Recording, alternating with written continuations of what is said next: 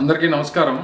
ఈరోజు గౌరవ ముఖ్యమంత్రి జగన్మోహన్ రెడ్డి గారి విజయవాడ రోడ్ షోలో ఆయన మీద రాళ్ళు రువ్వి ఆయనకి గాయాలపాలు చేసినటువంటి ఘటన మనందరం కూడా చూసాం.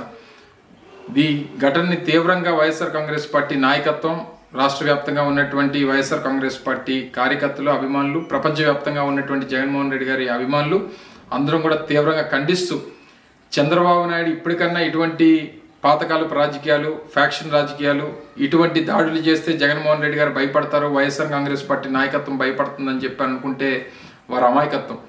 గతంలో ఇదే విజయవాడ ప్రాంతంలో వంగవీటి మోహనరంగ చావుకి, ఆయన మరణానికి, ఆయన హత్యకి కారకులైనటువంటి ఇదే తెలుగుదేశం పార్టీ ఇప్పుడు మళ్ళీ తిరిగి జగన్మోహన్ రెడ్డి గారిని మీద దాడి చేస్తే జగన్మోహన్ రెడ్డి గారు వెనకడుగేస్తారు, లేదా ఆయన రోడ్ షోలు మానుకుంటాడు, ఆయన సమావేశాలు మానుకుంటాడు అనుకుంటే అమాయకత్వం.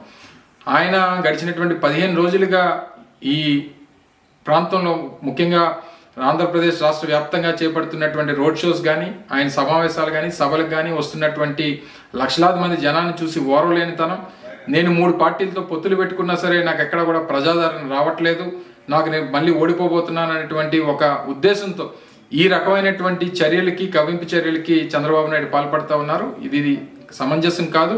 ప్రజలు, ప్రజాస్వామ్యం అన్నిటికంటే గొప్పది. డెఫినెట్గా రేపు రానటువంటి కాలంలో, రేపు మే 13వ తారీఖున జరగబోయేటువంటి ఎన్నికల్లో మళ్ళీ 2019 ఫలితాలనే ప్రజలు రిపీట్ చేస్తారు. జూన్ 4వ తారీఖు తర్వాత ఈ రాష్ట్రంలో మళ్ళీ తెలుగుదేశం పార్టీ అనేటువంటిది లేకుండా చేసేటువంటి బాధ్యత కూడా ఈ రాష్ట్ర ప్రజలు చేస్తారు.